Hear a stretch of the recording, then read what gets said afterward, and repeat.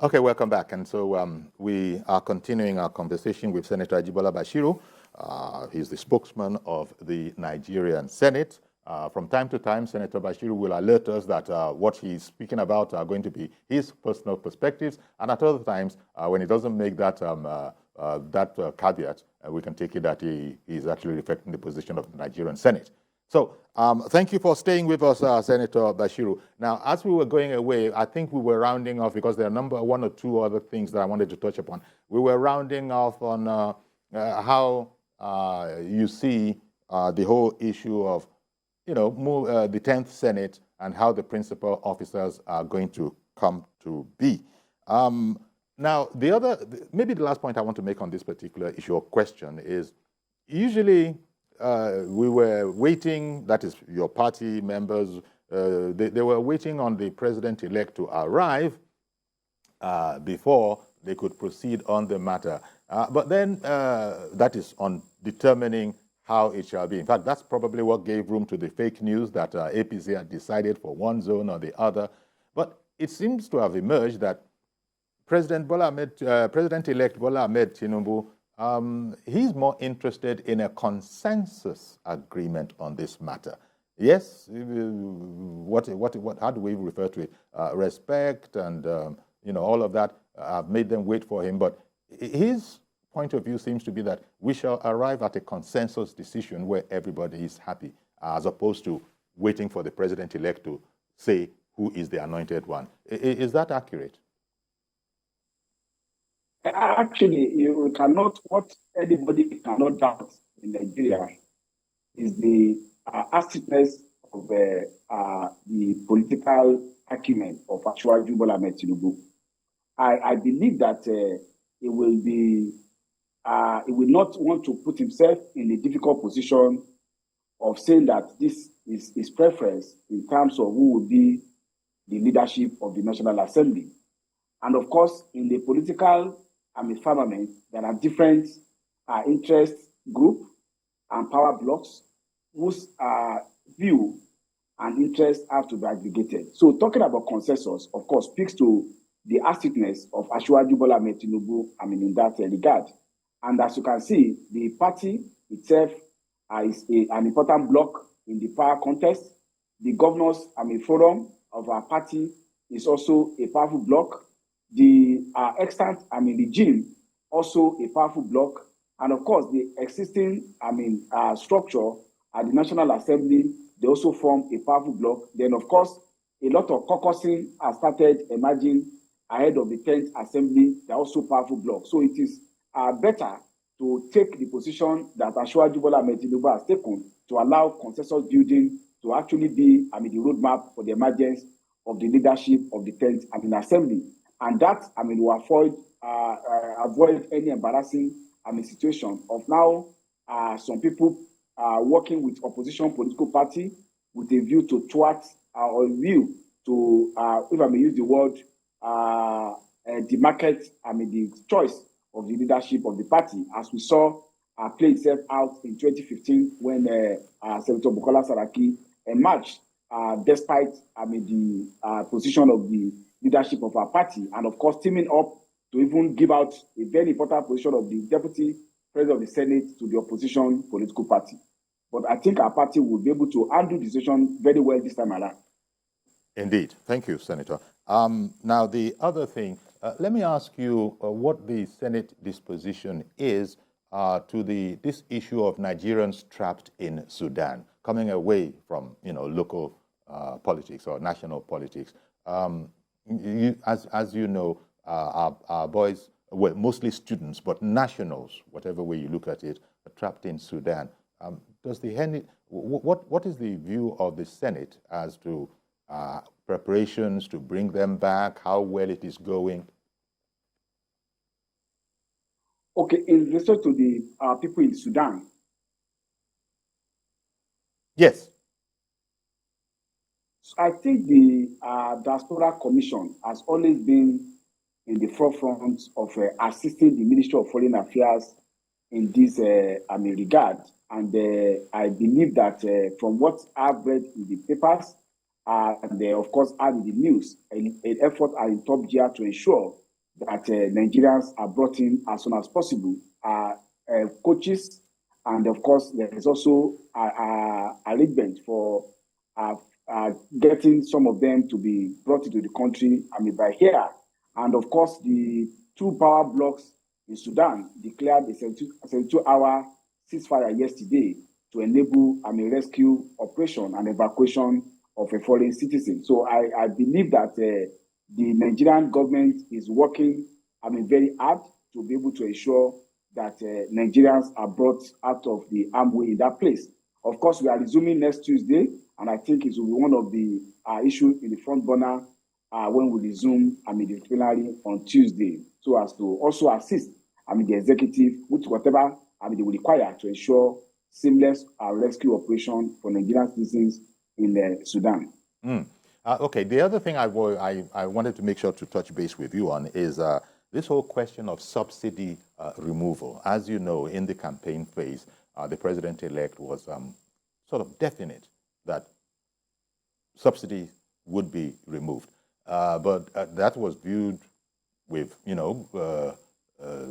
satisfaction by some and trepidation by others. Well, now the news is that that decision might have been put on hold, the decision to remove subsidy on fuel. And as you know, that has all its other, entanglements. There's a whole matter about whopping big sum of money. Economists are still arguing as to whether or not it would be of benefit as intended. But again, could I get your impressions on this new position that subsidy removal seems to have been postponed? Is that an accurate way to see it? When I heard the news coming from the National Economic Council meeting yesterday about the postponement of a decision on the removal of fuel subsidy, I felt that an hiatus is being created unnecessarily for the incoming administration. And what do I mean by this? The 2023 budget that we passed at the National Assembly only envisaged payment of subsidy for the first half of 2023.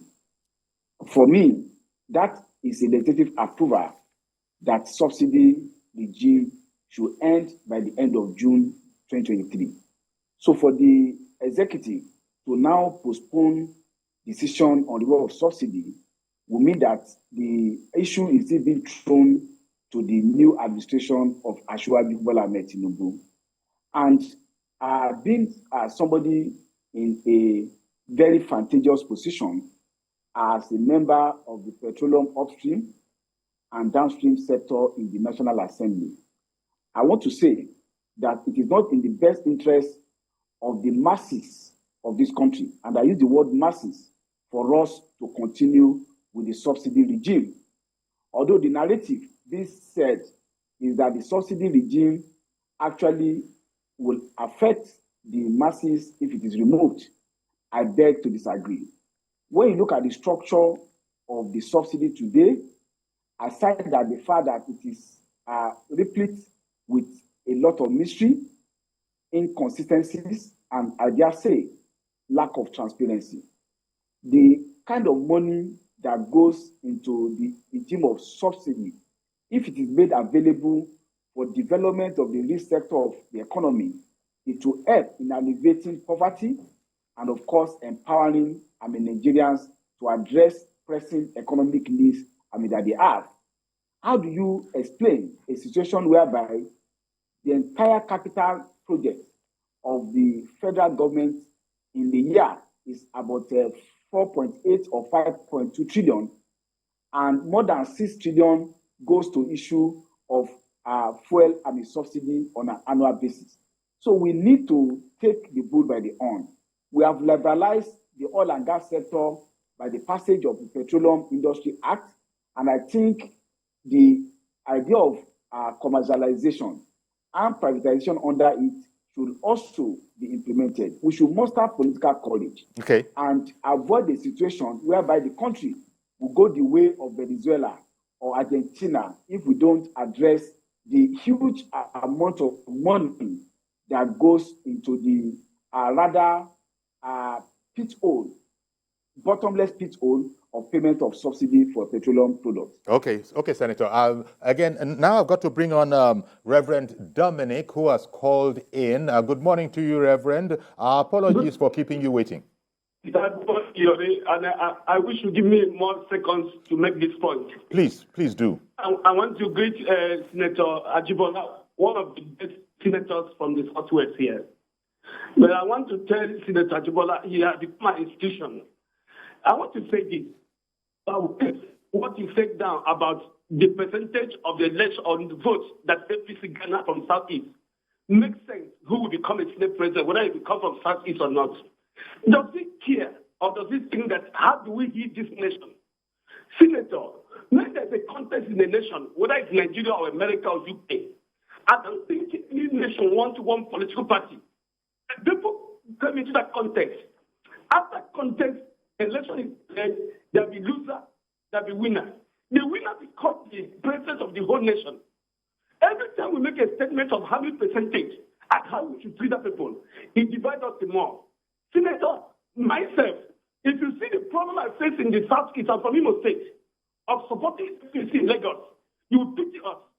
Do you pity those of us who are supporting APC from Southeast?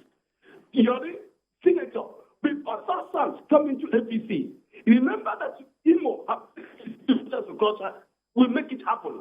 Before even Ebony State and most of us, every time we drag this fourth line, we go home, this voice, we put God on our head. You say you belong to Nigeria. Look at what they're saying. Please, the election is over. Let's find a way to heal Nigeria. Okay. Once upon a time, we used to hear beheading in Nabi and Bruno. Little do we know one day in Ondo State, the same God will enter church in Ondo State. Crisis, one part of Nigeria is crisis in every part of Nigeria. We must find a way to heal. To even make us who support APC to get peace in the Southeast and bring Southeast. Is it not even good to say, let's see the president here? What does he make? It's a Nigerian president, not a president of APC. Let me say this. Senator, remember that members of APC that sabotaged Ashwaju more than us, who is the Imo State. The color of Nigeria was a sabotage Ashwaju.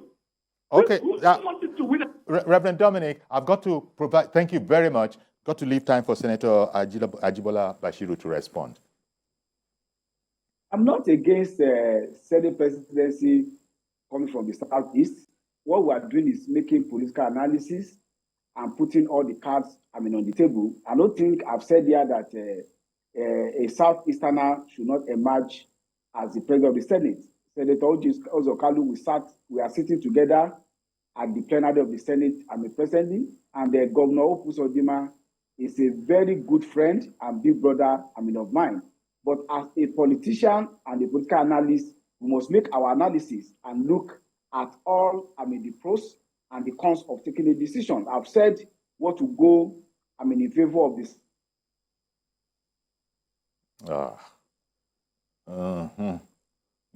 Well, actually, it's going to come back again, but we got the gist of it. Senator, Elder David, I beg your pardon, Senator, because your audio dropped out, and in the meantime, Elder David from Alimosho, I believe, has called in. Good morning, Elder David. Good morning, Yorin. Thank you very much. Thank you, sir. Go ahead, please. Please go ahead. The president is still consulting for us. That's right. There is a APC that make them to be winning this election. They don't change their system because they are very government. Yes, we are now following when the donor system is what has existed. And that donor system must continue.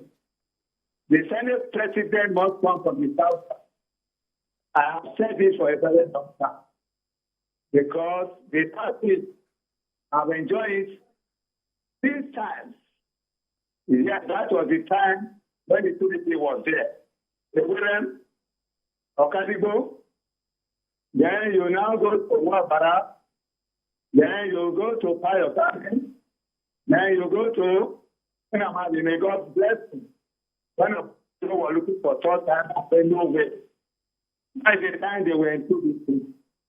Then when it comes to the time of Jonathan, you know that, yes, the Senate president that come in by that time, the present one now that is you have to allocate as president. You have the remark. That is TVC. The other APC is what I've said. It's now the turn of South to Okay, so Elder David, I want to thank you very much for calling in. We did hear you, but the audio was a bit staccato. But thank you very much. We did get everything that you said. Long story short, it is the time for the South to take a stab at the office of the Senate President, is what you did say. Senator Bashiru, there are a couple of other issues that I wanted to bring to your attention for comment. This whole question of Senator Bashiru, you there? Not yet? Oh dear. Senator Bashiru, can you hear me yet? I can hear you. I can hear you. Okay, maybe weigh in on this whole question that has become a big issue. It's one of those kind of ones, not as big as those who were saying that you had to win in the Federal Capital Territory or the whole game is off. Not as big as that, but still, dual citizenship. That is now this whole issue about this president-elect has dual citizenship of Guinea and Nigeria, and that in some way invalidates his electoral victory, or even his right to contest in the first place? I think I've had the privilege of reading the petitions filed by all opposition. We didn't actually get a direction from Senator Bashiru there. He has just told us that he's seen all of the petitions written by all of the political contenders, and then the audio dropped out. So let me see what I can do. Who do I have on the line? There's another caller on the line. Mazio Okoro, you have called in from Arochukwu. Good morning to you, sir. Go ahead. Good morning, Sayuri. Good morning. Yeah, Mazio Okoro from Arochukwu. Whether petition or no petition, that is what we are not sharing. That's just a waste of energy and waste of time and everything.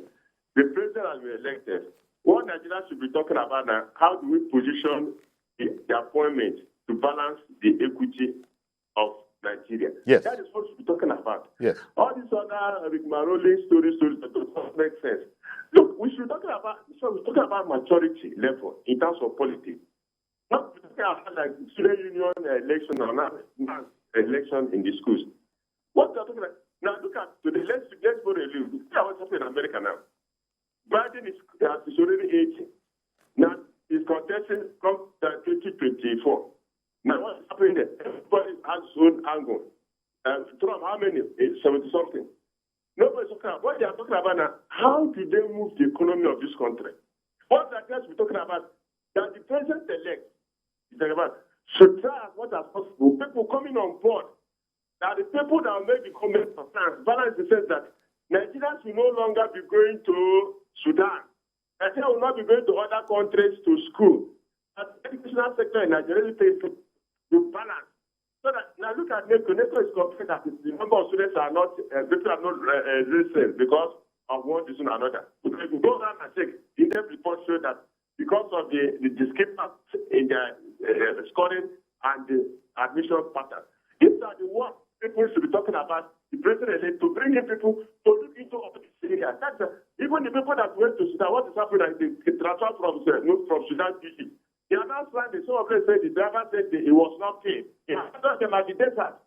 These are the things we should start to bring people to do about so that when they go, they not say they didn't pay them. The people that when they go to do issue like that, they will do the normal thing, not to do halfway, six halfway. Forget about these stories. We should be praying for the president that people coming on board.